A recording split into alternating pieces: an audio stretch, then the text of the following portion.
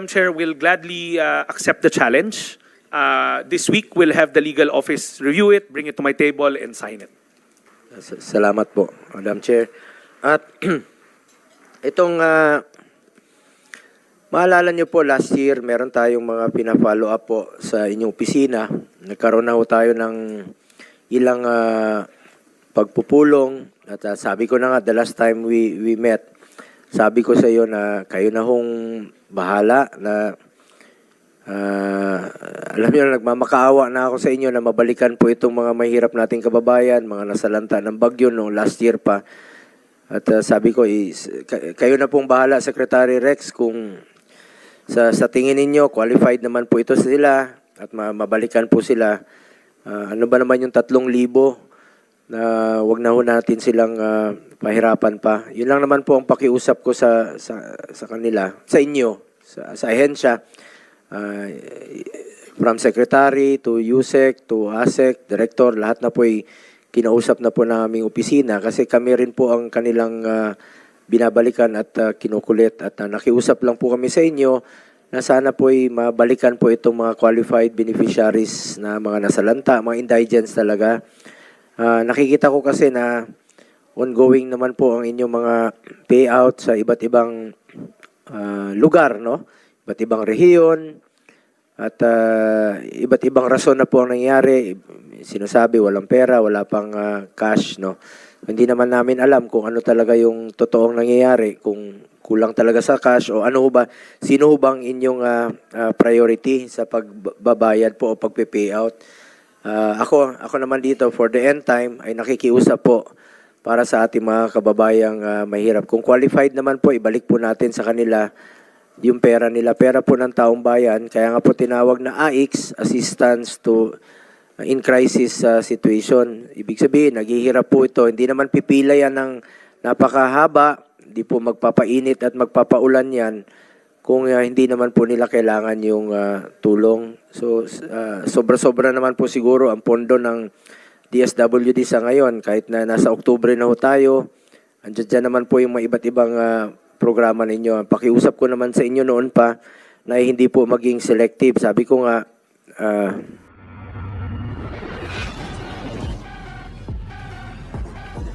sa ngayon, no, siyempre bago na yung pangalan, baka hindi nila maintindihan bakit bagong, ano yun, Because, Madam Chair, just to contextualize, hindi na rin ho namin sila inaantay lumapit, kami na umaabot sa kanila. But they can approach any DSWD office anywhere in the country and we'll make sure that they get home to where they want to go home. Ano pong libre sa kanila if ever na qualified po sila? Madam Chair, everything. We give them transitory housing muna. And then number 2, we give them the transpo allowance. And then number 3, they're also given immediate cash assistance. Number 4, pagbalik ho sa probinsya, they're given the livelihood grants. Kasi marami nang nakauwi sa probinsya noon sa Balik Probinsya program. But check your regional offices po. Kung nabalikan na sila, nabigyan na ba sila ng livelihood. Kasi meron rin po mga nananawagan sa atin na hindi nga sila na-contact ng DSWD. Lalapitan lang ba nila ang mga regional offices ninyo? Madam Chair, yes. And for the information of the committee, yan ho yung mga nakabalik noon. 597 yung na-validate, 597 ho na accounts yan, of which 404 na ang na-validate and due for payout already. So, pag meron pa ho, they can come to our offices anywhere in the country, then we'll keep on tallying them. Ito ho kasi mga nakabalik noon during, from my understanding, even before, during the pandemic. Yeah. So, parehas lang yon. Parehas lang ho, Madam Chair. Parehas na tulong po ibibigay sa kanila. Same package ho. In fact, we adopted the original pay package of BP2 and added more to it. Sige po. Salamat po. Basta open po yung opisina nyo dito. Yes, Madam Chair. Second, maalala nyo po na merong JAO, Joint Administrative Order, na last year pa po ito na napag-usapan between offices po, no, under Malasakit Center. Part po kayo ng batas sa DSWD, PhilHealth, PCSO at DOH na pwede nilang lapitan para humingi sila ng tulong, di ba? para mas mababawasan po ang babayaran sa kanilang pagpapa-hospital, unang-una lalapit sila doon sa one-stop shop sa Malasakit Center. Babawasan po ng PhilHealth sa hospital billing, tutulong po ang DOH at tutulong rin po ang PCSO. At finally po, doon sa JAW na pinag-usapan, ay pwede yung tumulong dapat ang DSWD sa medical assistance program. Kasi ngayon po, di ba, pamasahe lang po ang tinutulong ninyo or financial assistance. So malaking tulong po ito sa mga kababayan nating mahihirap, mga pasyente, na hindi na nila kailangan magmakaawa, humingi ng tulong sa iba't ibang ahensya ng gobyerno pa. Since itong JAW na to, it will allow you to help through medical assistance, no, sa mga pasyente. Kumusta na po ito at nagsang-ayon naman po kayo rito, Mr. Secretary, na makakatulong po ito sa kanila aside sa pamasahe, mas mabawasan ang kanilang babayaran sa hospital billing. Yes, Madam Chair. In fact, we are already in receipt of the amended JAW last week from DOH. It's right here now. It's due for legal review lang sa department namin, but I assure you we'll sign it in the soonest possible time. Kakatanggap lang ho namin late last week from the Department of Health that will contain everything that we want to from it, na pwede na hugo mag-issue ng guarantee letter ang DSWD on top of the other agencies what they're giving. Sa tingin nyo, malaking tulong rin po ito. Mas mababawasan pa ang kanilang babayarin sa ospital. Yes, aside Madam from Chair. pamasahe, mas makakatulong na kayo through medical assistance. Yes, Madam Chair. That's why precisely in the last meeting, we also reported that social workers have been deployed in all the Malasakit centers from our own records. Kasi we believe nga that it's the first point of contact of patients that need help. Na hindi na nila kailangan magmakaawa pa sa iba't ibang ahensya ng gobyerno. Yes, Madam Chair. That's why we have been following this up at nasa amin na ho ngayon. Kakatanggap lang ho namin late last week and then we're reviewing it already and we'll sign it. Naalala ko kasi, Mr. Secretary, last year pa po yan, ilan pasyente sana ang matutulungan pa niyan kung napirmahan na po yung JAW. Hindi naman para sa atin yan, para po yan sa mga kababayan nating mahirap. Madam Chair, we agree. And unfortunately, the draft came from DOH kasi sila yung lead agency that was drafting it. We've been following up with them numerous times. Kahapon, last week lang ho nila pinadala sa amin and we'll sign it. We'll make sure na sa mabilis na panahon ma-promulgate ho to. Ang nag-craft ho kasi nito is DOH because most of the agencies inside, I believe, are attached to DOH more than DSWD. Parang supplemental kami in nature. But we support it, we agree with it. Madam Chair, baka pwede hong ma-settle na po yan before po na ma-aprubahan po ang kanilang budget po. Yes, Madam Chair, we'll gladly accept the challenge. This week, we'll have the legal office review it, bring it to my table, and sign it. Salamat po, Madam Chair. At itong, maalala niyo po, last year, meron tayong mga pina-follow up po sa inyong opisina. Nagkaroon na ho tayo ng ilang pagpupulong at sabi ko na nga the last time we met, sabi ko sa iyo na kayo na hong bahala na alam niyo na nagmamakaawa na ako sa inyo na mabalikan po itong mga mahirap nating kababayan, mga nasalanta ng bagyo noong last year pa. At sabi ko, kayo na pong bahala, Secretary Rex, kung sa tingin ninyo qualified naman po ito sila at mabalikan po sila. Ano ba naman yung 3,000 na wag na ho natin silang pahirapan pa. Yun lang naman po ang pakiusap ko sa kanila, sa inyo, sa ahensya. From Secretary to USEC to ASEC, Director, lahat na po ay kinausap na po ng aming opisina kasi kami rin po ang kanilang binabalikan at kinukulit at nakiusap lang po kami sa inyo na sana po ay mabalikan po itong mga qualified beneficiaries na mga nasalanta, mga indigents talaga. Nakikita ko kasi na ongoing naman po ang inyong mga payout sa iba't ibang lugar, no? Iba't ibang rehiyon at iba't ibang rason na po ang nangyari. Sinasabi walang pera, wala pang cash, no? Hindi naman namin alam kung ano talaga yung totoong nangyayari, kung kulang talaga sa cash o ano ba, sino bang inyong priority sa pagbabayad po o pagpe-payout.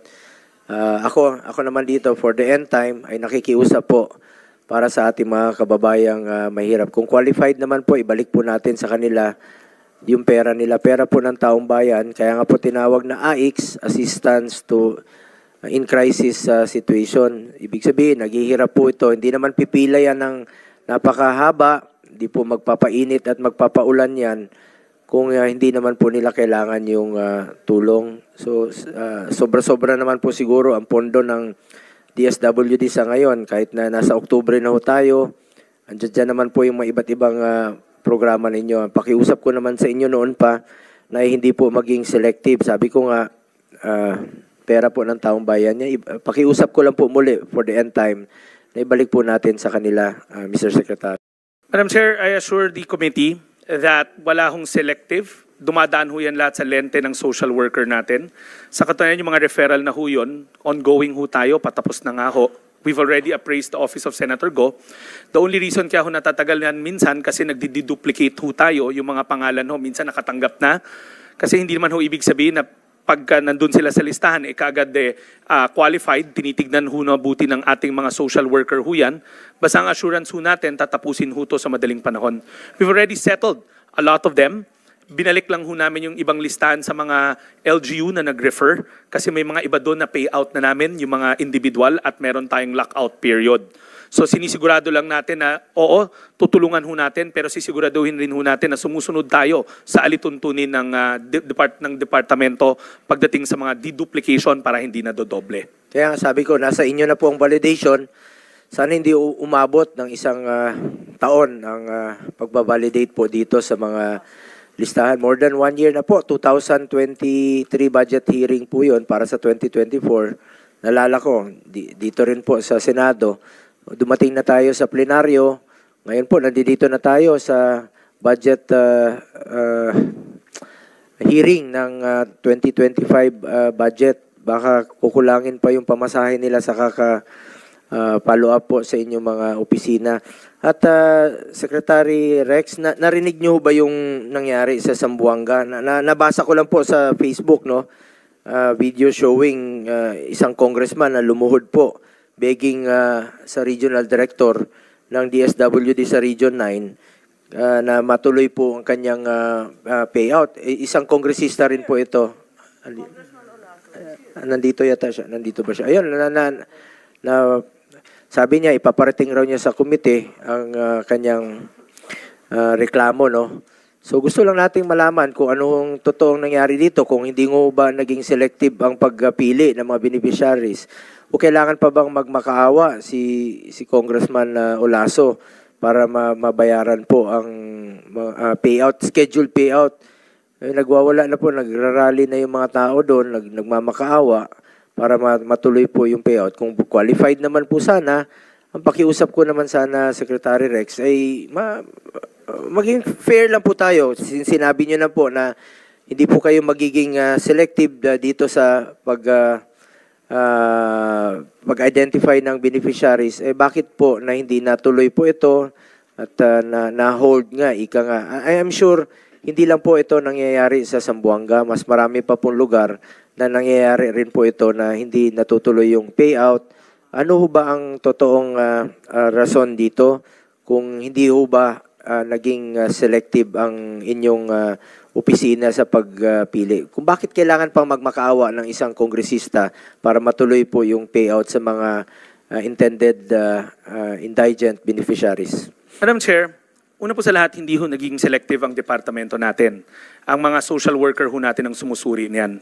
Pagka nagbigay ho ang kongresista o ang kahit na sinong partner na ng referral list, binevet ho natin mabuti yon. Lahat ho naman maraming nagre-refer. That time, si Congressman Olaso submitted the list and a couple of days before his supposed payout, sinabi na ho namin sa kanya na hindi pa ho kami ready mag-payout at hindi pa ho tapos yung pagsusuri ng listahan na yon. We have to be careful. But we also assured him, at alam niya ho yun, we assured him na hindi magaganap yung payout na yon pero hindi ibig sabihin na hindi magpe-payout. Tinatapos lang ho natin yung pagsusuri at pag-vet ng listahan. That's our conversation with him and he even acknowledged that. Kaya nga sinabi namin, wala naman hong nakaschedule na payout that day. Wala pong gali sa inyo, RD. I'm just begging you. Actually, he's here together with Mayor Beng Climaco. They're all here to complain.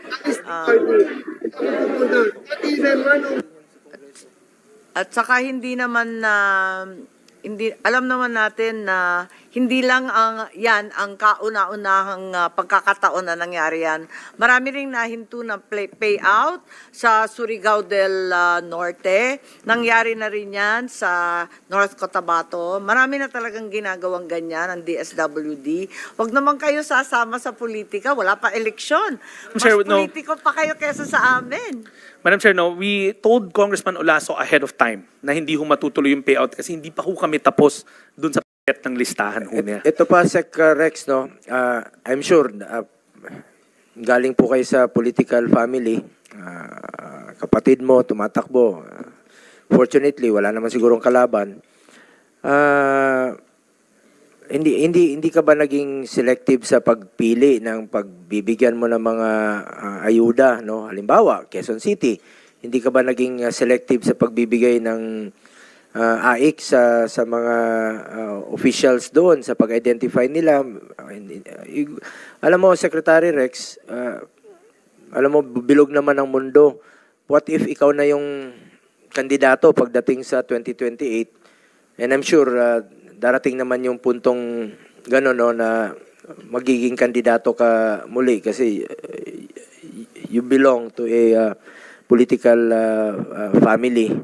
At alam nyo naman nung panahon ni dating Pangulong Duterte, ang Valenzuela ay kung ano mga pangangailangan doon sa inyong ospital, sa inyong dalawang ospital, sa mga indigents doon, when you were still the mayor, nagkapalitan na lang kayo ng iyong kapatid, ay binibigay talaga what is due, especially doon sa mga indigents. Yung talagang mga kababayan nating mahihirap po.